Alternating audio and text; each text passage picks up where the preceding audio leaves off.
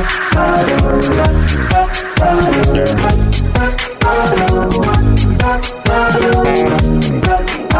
it's Carrie from Wrap Your Head Around Silks. This is the Expecting Aerials podcast, now with the Digitent Network. How's it going, guys? Thanks so much for tuning in. Before we get started, I am so excited to announce that I will be partnering with Sweet Retreats and host an intermediate aerial dance workshop intensive June 21st through the 28th of 2025. I am so excited. 7 days of aerial and flow and camaraderie and jacuzzis and pools and jumping in the ocean and so much fun. I would love for you guys to join me. I've got plenty of students in the 2 cities that I've worked in, but then outside of that, I would love to meet you. So early bird starts December 1st, and I will keep you guys abreast of all of the details. We have Roll It Out every Tuesday and Thursday at 7 p.m. Pacific. We hit the mat with balls and foam rollers. We gossip, we laugh, and we maintain our aerial muscles. I am out of chronic pain because of this 2-hour blocks in the week. And I really want to get to know you guys and then really help you be healthier aerialists. We have a comprehensive course. It will give confidence to those who train on their own, or if you have spotty access to instructors where you live. It is a comprehensive beginner to intermediate silks course, 12 modules. I made it for you guys. I hope you join me there. And then, of course, aerial rehab for the postpartum, post-injury aerialist. If you need to get back in the studio, but you need steps to get there, it's meant to be the bridge between PT and your favorite aerial class. How's it going? I love it here. I love it here. It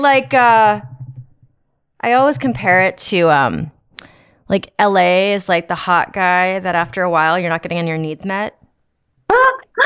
And then Texas is like, like you wouldn't necessarily like flag him down at a bar, but then you get to know him and he like pays all the bills and, you get everything you need. That's Texas for me. That's so funny and so relatable.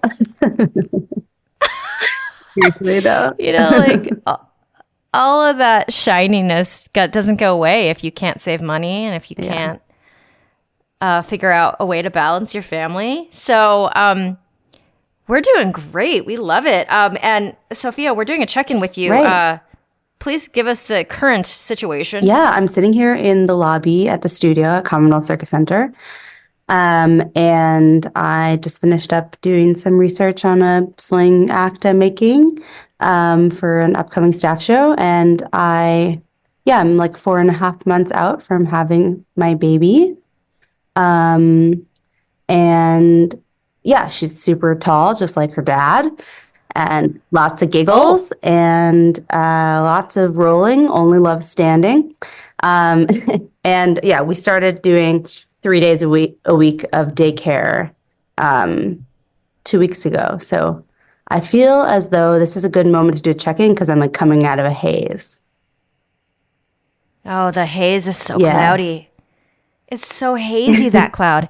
Okay, let's go back. So we spoke to you.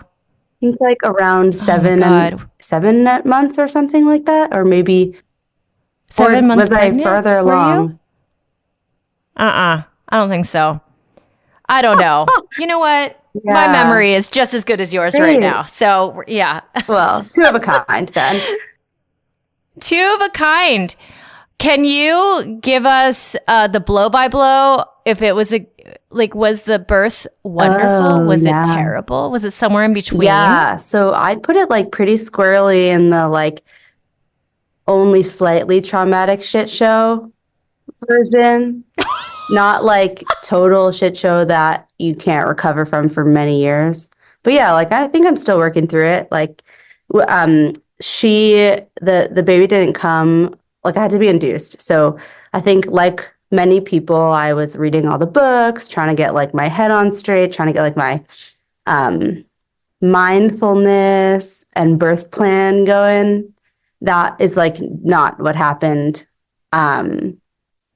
So I had to be induced at like 41 and a half ish. And I did misoprostol 3 times in one day. And And I live 45 minutes away from the hospital I was delivering at. So we drove there 3 times from like 7 a.m., 3 p.m., and 7 p.m. I got home at 11, laid down, and then like I had been up already for a long time and having little contractions all day. And then I went into labor at 11:30 with contractions that were like 2+ minutes long every 1 minute. Really intense from the get. Wait, how many? Like how far apart are the contractions? And They how strong were are like they? 2 minutes long, a minute apart when it started. So the good person that I studied in my book, that I am, started my comfort measures, which at the time, the only thing that helped with the pain was like singing at the top of my lungs and putting my hand on a chair and basically shaking my butt, which is basically doing a booty dance. And I called my parents, let my husband sleep for a few more hours. They came over like 4 hours in. They were like, dude, you're wasting so much energy, like basically screaming and jumping up and down.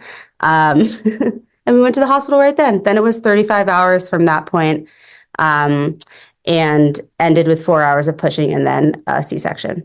This is where I was like, are you going to go through all of that and then end up with a C-section? Yeah. Yep, for sure. That's what happened. And I can say a lot about that. I think like I didn't want an epidural. I didn't want to be induced. I wanted to do like a natural childbirth. I think I say that now with quotations because I feel like, I'm the daughter of some naturopathic doctors. I feel like I, of all people, just like really want to emphasize the fact that the body has innate capacity for healing, and a lot of like childbirth is natural and things like that. And I think like my experience of this was not that. And so it has helped me kind of reevaluate some of those biases I came in with, for better or for worse. And, thinking about why it happened the way that it happened. Turns out she was transverse. So she was, the baby was looking one way. And we spent I think 12, 13 hours in. I did a pelvic exam to see how far along I was. I was only 4 centimeters dilated and had already been like, many hours, almost 20 hours at that point, like before getting to the hospital, like having these contractions. So I think I was like, I can't really do this anymore. So I did epidural. And so I think I'm still like working through the shame of like having done that after saying I didn't want to. And I think a lot of people go through that. And that's something that I think I have a lot of work to do on, because I think I don't judge people for doing that. I think any way you want to give birth is great. And the goal is a healthy baby, and like making it through yourself without like a lot of damage. So yeah, I think that's like one thing I think about when I reflect on my birth. It was also 4th of July. During most of the birth, she was born on July 5th. And so we looked out the window and saw all these like amazing fireworks, and I had an amazing care team with both my parents there, a good friend who was a doula, my partner, and a bunch of midwives and nurses that worked their way through their shifts. Yeah, I think the epidural was unfortunate. It didn't really work very well. They had to redo it a few times. And then in the C-section, I could feel like all the cutting. So I asked for like a different kind of pain management. They tried to redo the epidural or put more in, and it like splashed on my face. There apparently had been a leak. So then I got emergency ketamine, which for those of you who don't know what that is, I didn't really know what it was. It's like basically a hallucinogenic drug that gives you like an out-of-body experience. So yeah, that was my birth experience.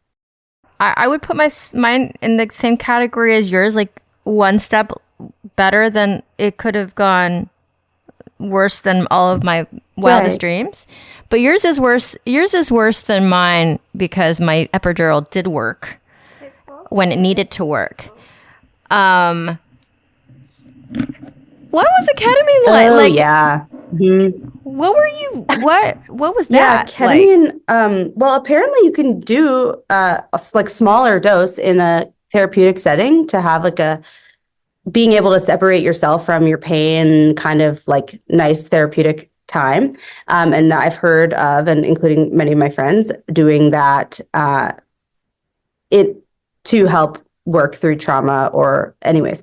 That is not what happened with me. I think the way that they do it for like emergency uses in the OR is to give a high dose, and it basically you feel your eyes feel like they're opening and opening and opening. They may pop and everything starts repeating in front of you. If you've ever done acid, it's kind of like that. I thought I was just gonna be like that forever and never meet my kid and basically die. I think if they had told me what was going to happen before giving it to me, potentially that would have been a little bit less panic-inducing. Yeah, and then the baby came out. She had been like lodged in the birth canal because it had been 4 hours of pushing, and she wasn't going to come out because her head was kind of crooked and she was like facing sideways. So they had to kind of like get the person in the OR with the smallest hands to reach in there and like yank her out. And then she wasn't breathing. She was on CPAP for 10, 15 minutes, but she was totally fine.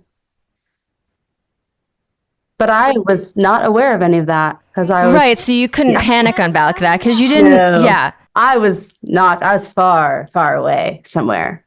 Okay, but your partner was able to panic. Yeah, he was.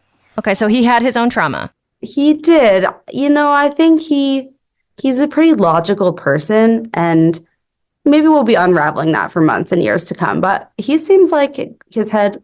my dad apparently had told him before he went in that it was very likely that the baby was going to not be breathing at first. So I think he had a little like...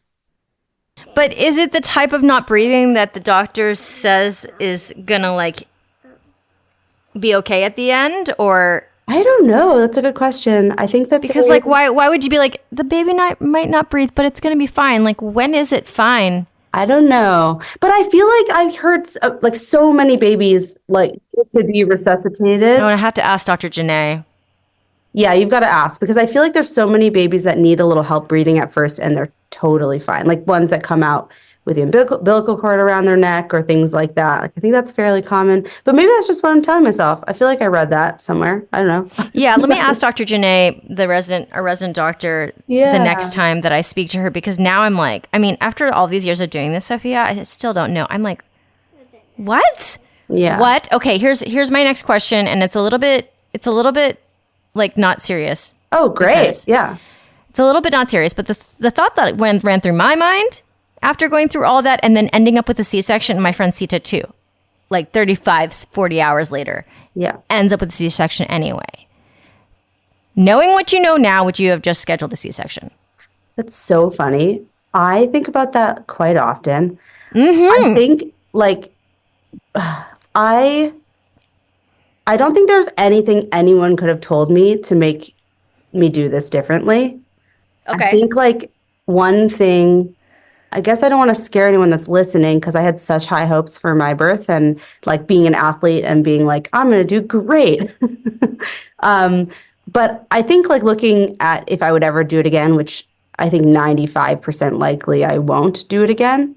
I think that's what I'll be thinking about. Like, can I go through like 35 hours again and then do a C-section again?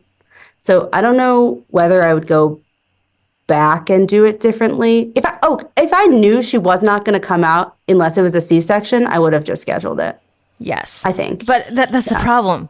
But yeah. You just don't know. And you always have to hope for the best. Yeah. And the best doesn't always happen. I mean, of course, at the end, the baby's out, the baby's healthy. You're like, okay. But the fact is that trauma does occur. It does.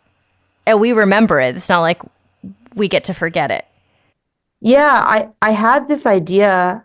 So I had this idea, these two different mental models I had been playing with in my mind, which looking back are hilarious. But one of them was, it can't be more stressful to have a baby than starting my circus school, which was like 3 years or 4 years of like a lot of stress. And I think that has proven to be true. Like, I think that was a really hard moment in my life, going from being just like a young adult to being somebody who had responsibilities and a lot of people that were depending on them and figuring out how to own something with somebody else. It's a lot of growing. And I think that having the baby allowed me to be a little more singularly focused on it. And so I think that was right. The part that was hilarious was that I was like, I don't think that childbirth could possibly be more painful than my like period cramps that are like endometriosis. I don't think it's possible. And boy, was I wrong. It was like the worst pain that I can even conceptualize. I don't even know how to describe it. And I don't know whether it was worse because I was induced, but I think, yeah, looking back, yeah, that was a hilarious thing to think. I think it was really, really painful. And as an athlete who pushes through pain in, I hope, healthy ways and endurance and things, like I have never tried to do anything like that for 35 hours. You know, that's a lot of pain. And I'm curious, like, what other people think about that pain level. Like some people, I feel like some people don't think that. But for me, that was definitely true. I personally was induced. I had Pitocin, so I never experienced regular labor pains. Yeah, I know you're low battery. We call it low battery when she's really tired. Wow, I also feel that way sometimes. I felt like my butthole was going to explode. That's where the pain was for me. Yeah. How about you? No, I didn't feel it there. I just felt it in my uterus. I like in the front. In the front. In the front. Yeah. So weird, right? Like, I don't know if anyone else saw the movie Babes, but there were a couple of scenes in that movie, like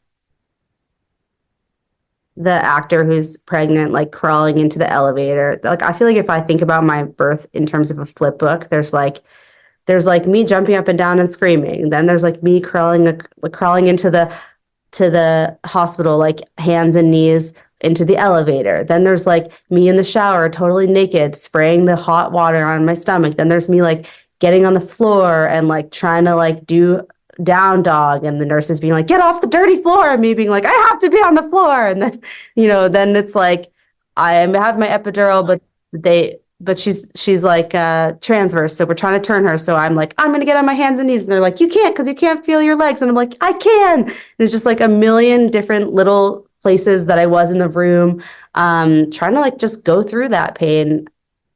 But I couldn't. It was just like way beyond the beyond.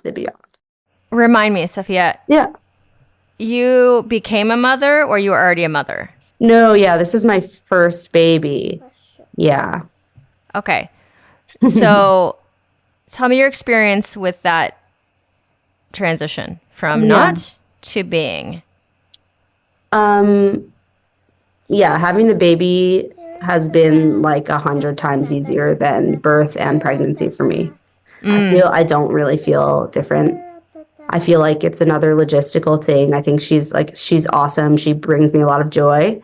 And I also feel like more myself than I have in the last year now. Wow. That's beautiful. Yeah. And I think, I've met a bunch of first-time moms lately in my town. There's like some groups. And I feel like that a lot of people have like, wow, it's just hard to connect to the person I was before, or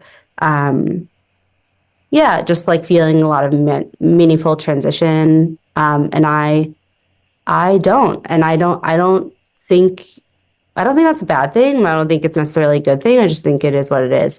I feel like more engaged in the art that I want to make. I feel more excited to train, more excited to teach, just more excited to be with friends. I feel like I was just like kind of dimmed for a while before, for the last year. Being pregnant. Yeah.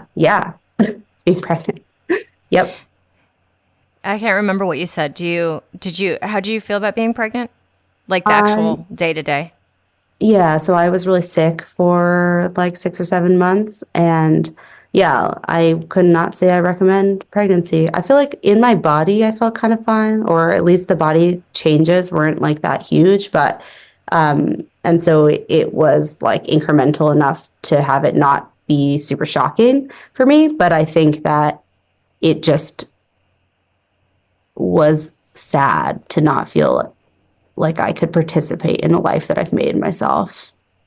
And not even just not being able to make art or train. It was more like I just didn't feel present anywhere. And, or like I could feel happy, but I didn't feel any spark. Just felt kind of, looking back, I think I was just a little depressed the whole time. You know, it is so fascinating. Like if I were to take all the women that I've interviewed and like put them categorically, prenatal, labor, postpartum, and like put a check mark where they were happy. Yours is kind of opposite. Oh, yeah, interesting. Yeah. Yeah. I don't know what that's about. What do you think? No, because postpartum can be so hard for people. Yeah. For me, it was like pregnancy and labor, like neutral or maybe pointing down, and then postpartum all the way down. Right, yeah. Well, and then now as like a toddler mom, I'm like super thumbs up, you know? Right. I mean, I do think there are some challenges and some reasons why this hasn't been as hard for me. Like I have the privilege of having a bunch of grandparents who want to be involved and who we have good relationships with, who are relatively nearby or able to come. And I have a community that's open to having babies around.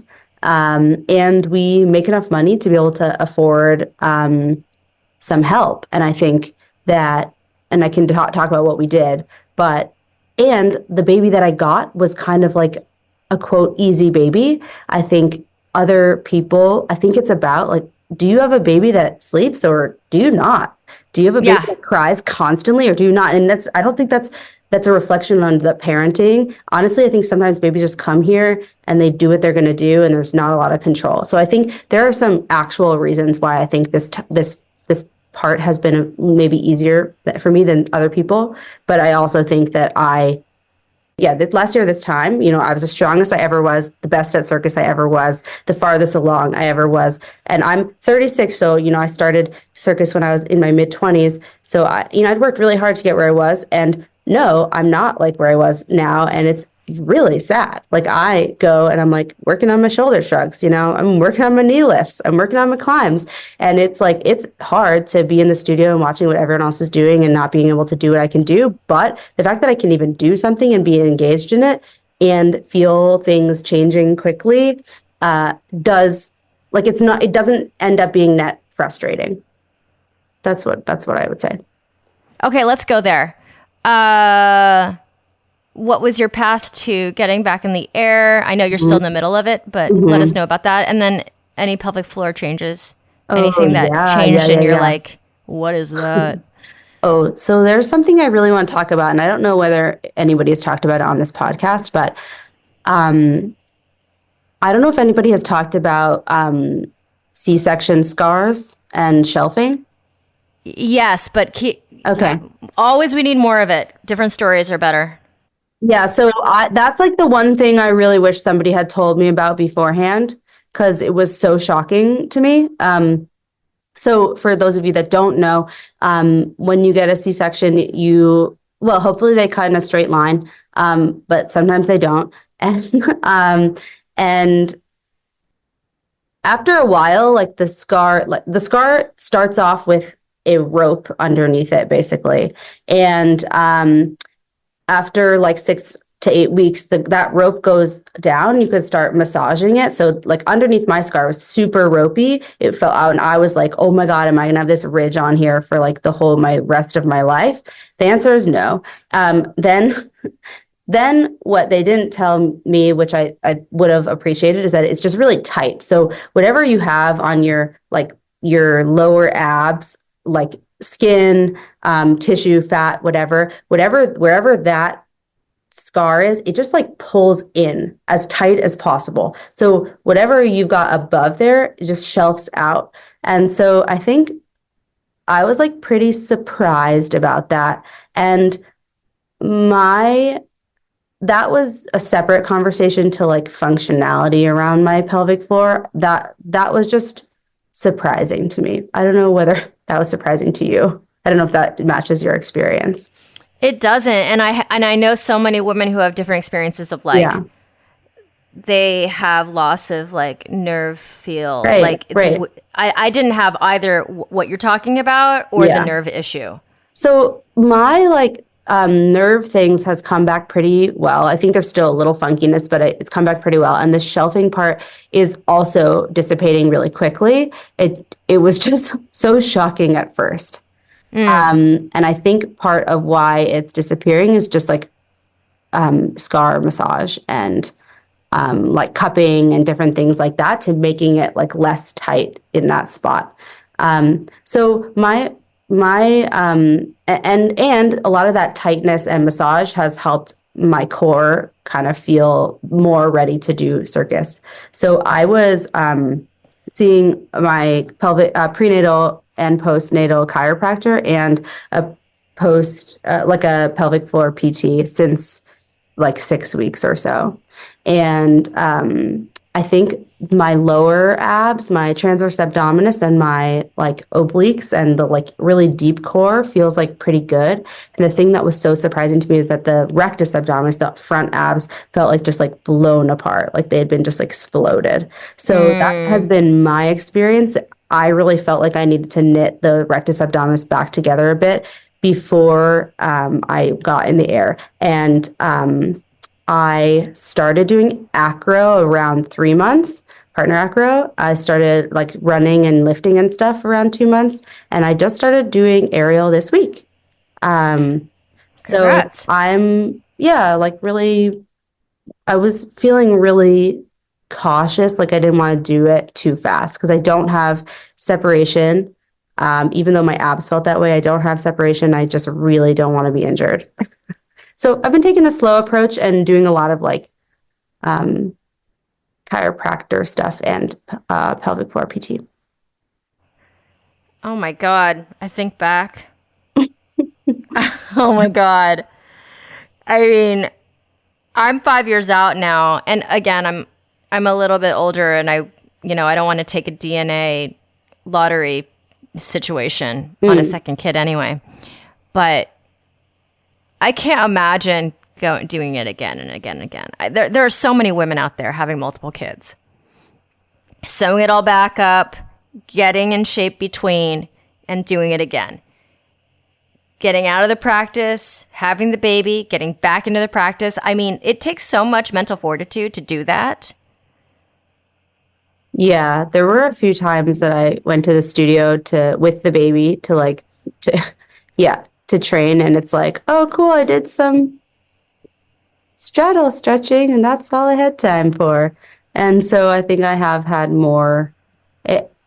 less existential angst about what you just said since she started going to daycare, where I can actually spend a couple more hours in the studio being like, okay, what actually is going to help me feel confident and comfortable? And one thing that's been useful is that I have a friend of mine that's been working on a dance research piece that's more improvisationally focused on the ground. And I have this partner acro practice with 3 other moms. And I'm working on a low aerial act. So I've been doing a bunch of things that are more like dance and getting at like different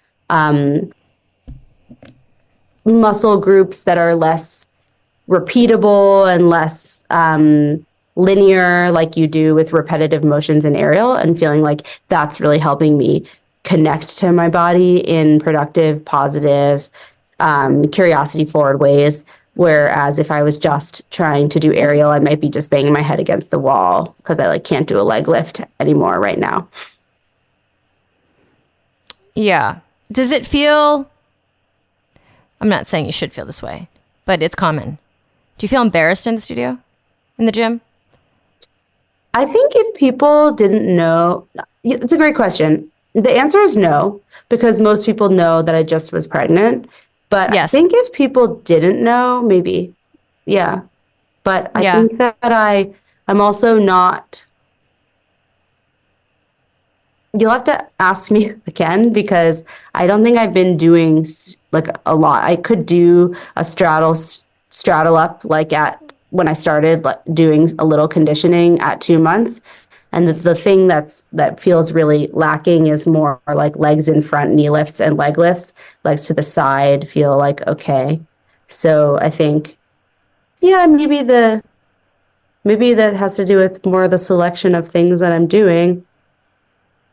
I'll also say that I lost so much muscle mass in pregnancy. Like, it's honestly quite alarming. I feel a lot weaker in some ways, but I also just weigh less than I did before pregnancy, which, based on the way that my body looks, is kind of like, yeah, it's a little alarming. Like, wow, the muscles really must have disappeared. So I don't know if other people have experienced that, but because I haven't been in the studio too much. I mean, I even feel that way. I mean, regardless of being pregnant, like just being the professional in the studio and knowing that I have limitations. My body has always had limitations of what those things are. Yeah, I feel that way all the time. And it's just a question I like to ask because I feel like, I don't know.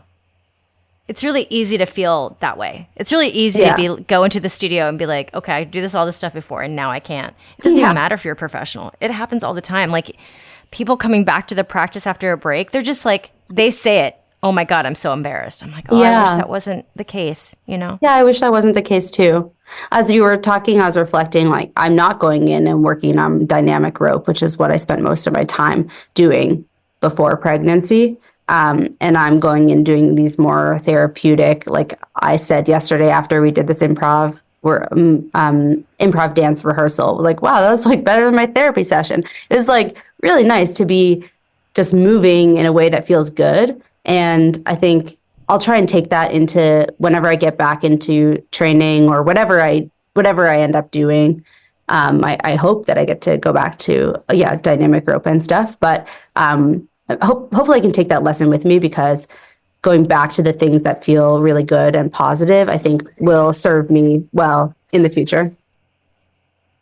Yes. Okay. So last question. If you have any advice for those pregnant ladies out there. The company that I helped to found, Circus 617, has been doing a lot of really awesome shows this year that I haven't been involved with. And as I'm like trying to go back in, I feel kind of behind. And so my piece of feedback about that is like, remember how long it took to phase out, that it probably is going to take that long to phase back in to being involved. And if not longer, to being involved with the projects that you're doing and with maybe the skills you want to be working on. And then secondly, and I think maybe more importantly, I'm trying to embrace this. I really wanted a like natural childbirth and didn't get that. And I spent the summer coaching a sports team, which is a whole nother story. And we really wanted to do really well at nationals, say. And it was really hard to go through birth and not get the thing that I wanted, but I was also strong enough to get through that. And so I think like I took that lesson to the sports teams that I was coaching. Like we didn't do well in nationals in that example, and I was like, well, you know, what's the worst thing to have wanted something really hard and tried really hard for it and not gotten it? I think I would just say to pregnant people that like, there is nothing wrong with wanting something and then not getting it later. I think it's like to have tried and to have put effort and time and love into something is like worth it. And that there are like a lot of positives to come out of trying in that way. Yeah, that's a hard one. Yeah, I didn't give that like in the best way, I think, but no, you did. I mean, I think the sports team thing is really good. Or if you're if you're running in a race for an election or something, like I think about that all the time. Yeah. Somebody like Kamala Harris, like you have to face down losing. Yeah, and if you really wanted something, yeah. and it can be like, you go back to the embarrassment thing. Like, it can be really embarrassing. Like I said earlier in this podcast that I have some shame about having to have, like, of choosing to do an epidural and then choosing, well, I didn't choose it, but then having to have a C-section. And I think, like, I would hope that I can work through that at some point, because I think the lesson learned there is that I went through this really hard thing, and like, there are some positives to come out of it, even though I have, like, some shame and discomfort around what happened. Like, it is okay to try for something and not make it. Oh, that's a really great way to end this podcast. I feel like this is so on people's minds, and they don't necessarily talk about it. I know. Yeah. We talk about it on this podcast a lot, but I think it just needs to be talked about more, because I think it would be, like, super awesome. I don't know.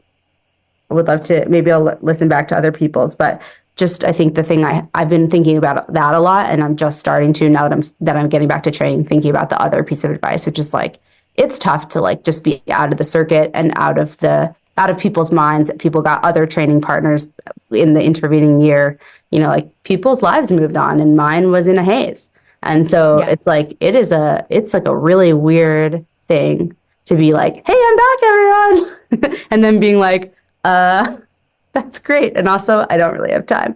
So I think, like, people are being so gracious and so lovely with me, and really, I feel like there is a space, but there's still a tension there around, like, when people leave for a year, for my life moves on too.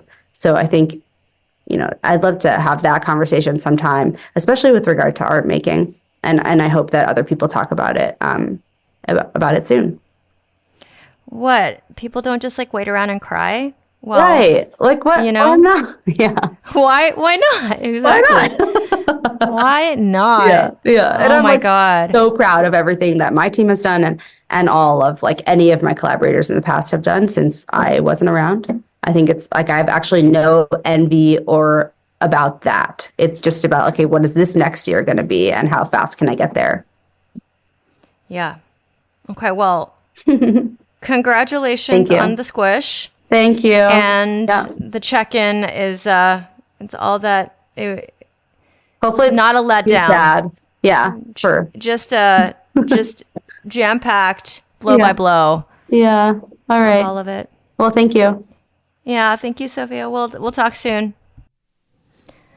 My friends, thank you so much for tuning in. I appreciate you so much. If you'd like to be in the podcast, just send me a DM or email me, Carrie@wrapyourheadaroundsilks.com. This is for you guys. It's for the worldwide community. So if you have a story that you'd love to share, please reach out. I'd love to have you as a virtual student. So if you go to the show notes, there's links for all of my online resources, free mini course, comprehensive beginner to intermediate, and aero rehab as well. I'd love to have you guys there. And check out Greener Grass. It's the podcast that I do with Kelly McVeigh. And we talk about so many things that you might care about. And then we also just gab. We have so much fun. Please leave me a 5-star rating and review. It makes such a huge difference. So I would appreciate that with all of my heart. And thank you so much for tuning in and listening. Over and out. This is Carrie with Wrap Your Head Around Silks. This is the Expected Therapist.